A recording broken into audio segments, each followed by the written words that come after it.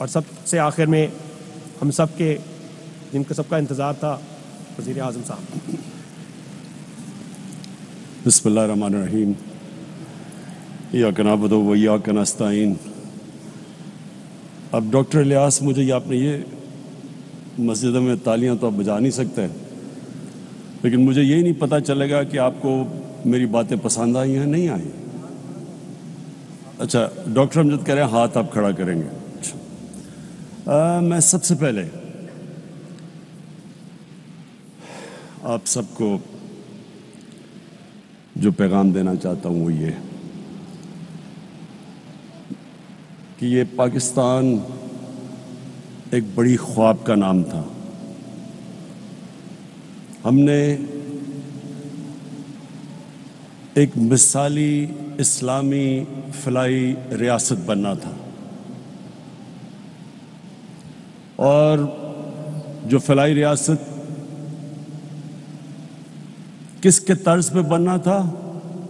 جو سب سے پہلے ہمارے نبی صلی اللہ علیہ وسلم نے مدینہ میں ایک ریاست قائم کی تھی، ان اصولوں پہ ہم نے پاکستان کو کھڑا کرنا تھا۔ مجھے افسوس سے کہنا پڑتا ہے کہ وہ جو ہمارا قبلہ ہونا چاہیے تھا 1947 میں، ہم اس راستے پہ نہیں چلے۔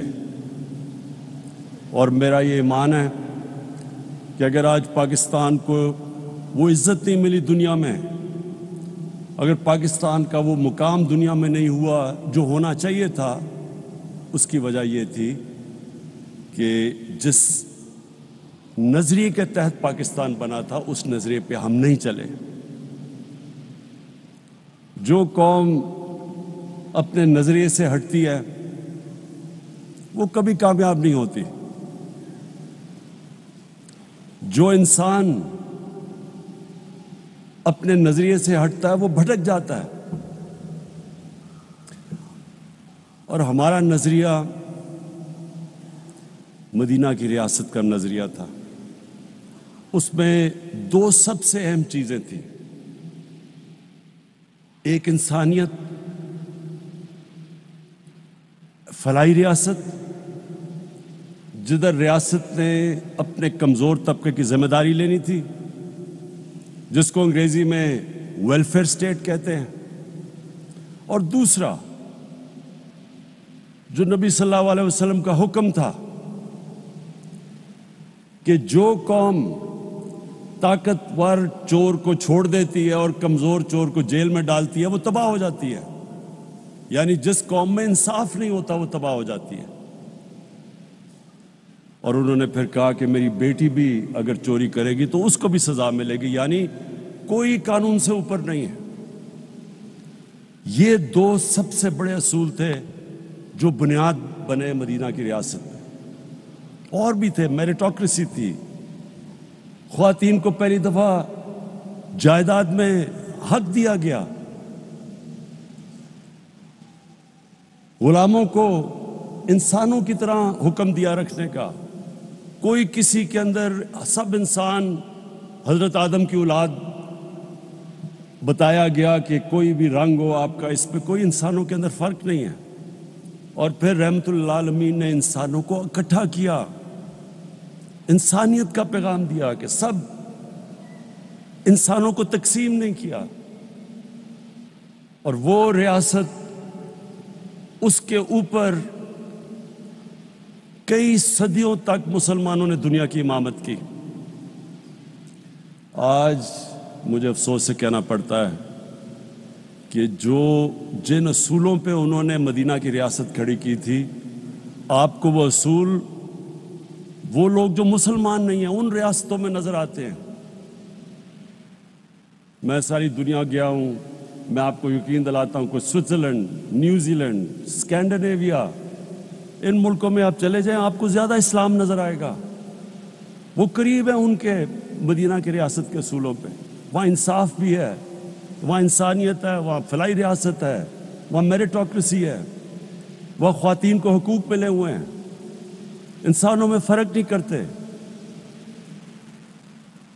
اور مسلمان دنیا میں بڑے کم 50 سے زیادہ مسلمان ملک ہے، بڑے کم مسلمان ملکوں میں آپ کو وہ مدینہ کی ریاست کے اصول نظر آئیں گے۔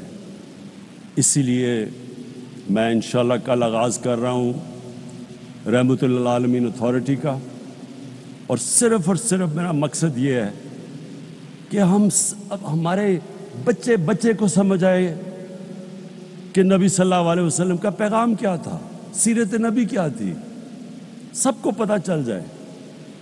اللہ کسی کو ایمان دیتا یا نہیں دیتا وہ تو اللہ کا تحفہ ہے، لیکن ہم اپنی ریاست ذمہ داری پوری کریں اپنے انسانوں پہ، اپنے بچوں پہ، ان کو بتائیں کہ اصل میں ان کی سیرت کیا تھی، ان کا راستہ کیا تھا۔ تو آج جو ہم یہاں جمع ہوئے ہیں اس کا مقصد ایک ہے کہ ہم اس فلاحی ریاست کے راستے پہ چلے جائیں، اور اس کے لیے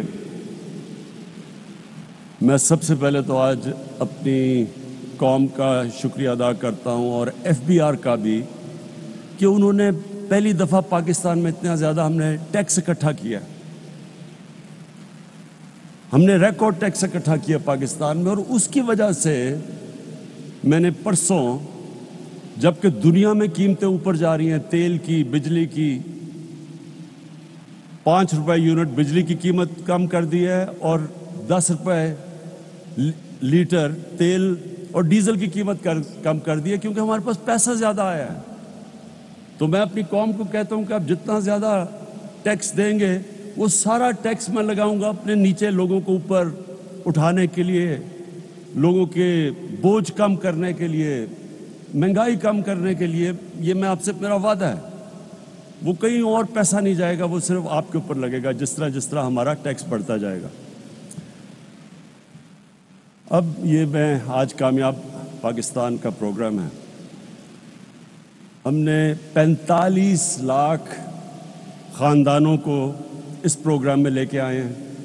45 لاکھ خاندان شروع کیا تھا ہم نے پختونخوا سے، اور آزاد کشمیر، گلگت بلتستان، پھر جو ہمارے کمزور علاقے پنجاب کے، ساؤتھ پنجاب میں، اور تھرپاکر سندھ میں، بلوچستان میں، لیکن اب سارے پاکستان میں ہم یہ پروگرام لے کے آ رہے ہیں۔ جس طرح ابھی ڈاکٹر امجد نے کہا، اور ڈاکٹر امجد میں آپ کی جتنی بھی تعریف کروں وہ کم ہے، آپ وہ انسان ہیں جو سمجھ گئے ہیں زندگی کا مقصد، کہ اللہ تو اس کو آخرت میں اس کو نوازتا ہے جو انسانیت کے لیے کچھ کرتا ہے۔ تو آپ نے جو بھی بتایا کہ اس کا مقصد کیا ہے، ہمارے جو 45 لاکھ خاندان ہیں جو سب سے نیچے ہیں، ایک گھر میں اگر شہر میں ہے تو 5 لاکھ روپیہ سود کے بغیر قرضہ اپنا کاروبار شروع کرنے کے لیے، اگر دیہات میں ہے تو 3.5 لاکھ سود کے بغیر قرضہ کسان اپنی زمین پہ لگائے، اور 20 لاکھ سود کے بغیر قرضہ اپنا گھر بنانے کے لیے۔ اور پھر اسی خاندان میں اگر ٹیکنیکل ایجوکیشن، ایک فرد کو ٹیکنیکل ایجوکیشن دے تاکہ وہ ہنر سیکھے اور اپنے لیے کما سکے گھر پہ۔ اور اب تو IT ایک ایسا شعبہ ہے، انفارمیشن ٹیکنالوجی، کہ آپ 6 مہینے 12 مہینے میں ایک بچے کو ٹرین کر سکتے ہیں، وہ IT سیکھ سکتا ہے، پروفیشنل پیسے کما سکتا ہے۔ اور اب تک ہم جتنا پیسہ دے چکے ہیں، میرے خیال میں 2.5 ارب ہے۔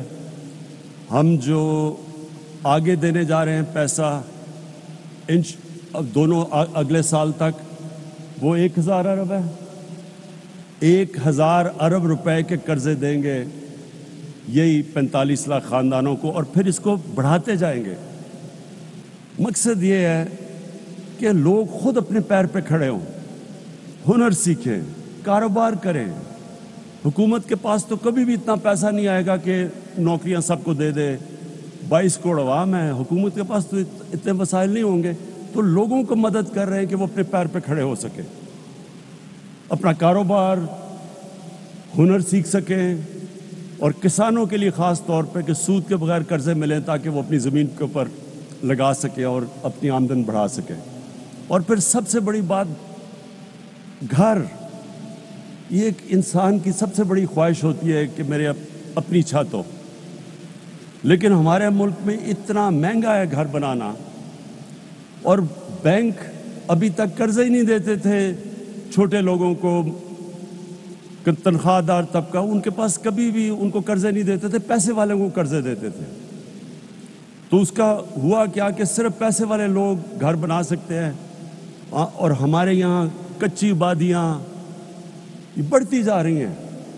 کراچی میں تقریباً 40% کراچی کچی آبادیاں ہو گیا ہے، ہر شہر میں بڑھتی جا رہی ہیں، لاہور میں کچی آبادیاں، کیونکہ لوگوں کے پاس پیسہ نہیں ہے اپنا گھر بنانے کے لیے۔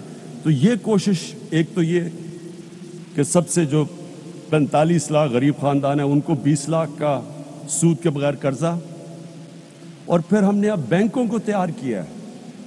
پہلی دفعہ پاکستان میں بینک اب تنخواہ دار اور اس طبقہ جو کرائے کے گھر میں رہ رہا تھا، اسی کرائے کے اندر وہ قسطیں دے کے اپنا گھر لے سکتا ہے۔ یہ بھی پاکستان میں پہلی دفعہ۔ اب تک 55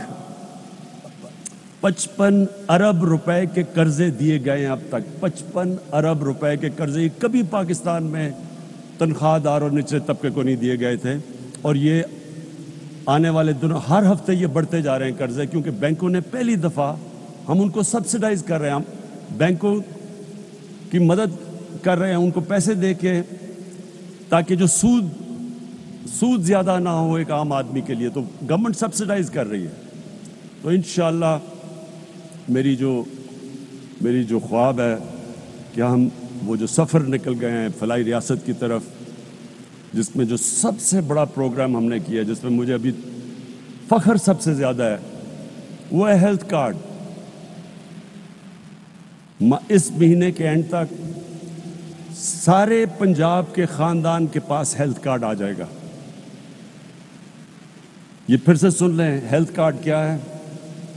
10 لاکھ روپے کی ہیلتھ انشورنس ہر پنجاب، پختونخوا، آزاد کشمیر، گلگت بلتستان، بلوچستان، ہر خاندان کے پاس 10 لاکھ روپے کا ہیلتھ انشورنس ہوگی۔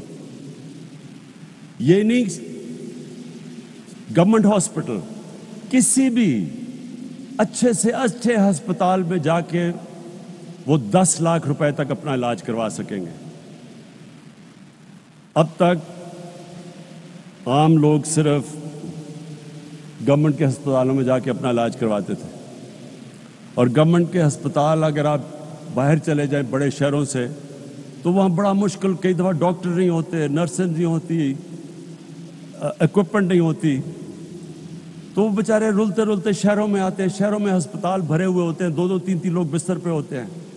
تو یہ جو ہیلتھ کارڈ سے اب کیا ہوگا؟ اب جو پرائیویٹ سیکٹر کے ہاسپٹل ہیں وہ دیہاتوں میں جا کے ہسپتال بنائیں گے، کیونکہ ہر خاندان کے پاس اب پیسہ آ گیا ہے اپنا علاج کروانے کے لیے۔ اور اس سے انشاءاللہ جو میری ایک ہمیشہ میں سمجھتا تھا کہ سب سے برا اور مشکل وقت ایک خاندان پہ تب آتا ہے جب ایک گھر میں بیماری ہو، ماں باپ بیمار ہوں، بچے بیمار ہوں، اور ان کے پاس پیسہ نہ ہو علاج کروانے کا۔ اس سے زیادہ ایک گھر میں بے بسی کا عالم نہیں ہوتا۔ تو یہ مجھے جو سب سے بڑی خوشی، اگر مجھے پوچھیں کہ 3.5 سال میں آپ کو کس چیز میں سب سے زیادہ خوشی ملی ہے، وہ اس میں ملی ہے کہ انشاءاللہ اس مہینے کے اینڈ تک سارے پاکستان کے خاندانوں کے پاس 10 لاکھ روپے کا ہیلتھ انشورنس آ جائے گی، کسی بھی ہسپتال میں جا کے اپنا علاج کروا سکتے ہیں۔ میں آخر میں سارے جتنے بھی لوگوں نے مل کے یہ کامیاب پاکستان میں، جتنے بھی اداروں نے، اخوت، NRSP، سب نے جنہوں نے مل کے یہاں تک یہ ممکن کیا ہے، میں آپ سب کو خراج تحسین پیش کرتا ہوں۔ اور یہ جو ہم نے شروع کیا ہے، یہ راستہ، یہ وہ خواب ہے جو علامہ اقبال نے سوچا تھا جب انہوں نے پاکستان کا تصور کیا تھا۔ یہ اس راستے پہ انشاءاللہ ہم نکل گئے ہیں جو میں سمجھتا ہوں کہ پاکستان کی عظمت کا راستہ ہے۔ پاکستان پائندہ باد۔ कामयाब पाकिस्तान प्रोग्राम के तहत बिलासूद कर्जों के इजरा की तकरीब से वज़ीर-ए-आज़म इमरान खान खिताब कर रहे थे। उन्होंने कहा कि हम 45 लाख ख़ानदानों को कामयाब पाकिस्तान प्रोग्राम में लेकर आए हैं। कामयाब पाकिस्तान प्रोग्राम के लिए अब तक 2.5 अरब रुपए दे चुके हैं। कामयाब पाकिस्तान प्रोग्राम से आइंदा साल 1000 अरब रुपए कर्ज देंगे। उन्होंने कहा कि हुकूमत लोगों की मदद कर रही है कि वो अपने पैरों पर खड़े हो सके। घर इंसान की सबसे बड़ी ख्वाहिश होती है। घर बनाना हमारे मुल्क में मुश्किल था और बैंक्स वाले कर्जे नहीं देते थे। ये कहना है वज़ीर-ए-आज़म इमरान खान का। उन्होंने कहा कि हमारे यहाँ कच्ची आबादियाँ बढ़ती जा रही हैं।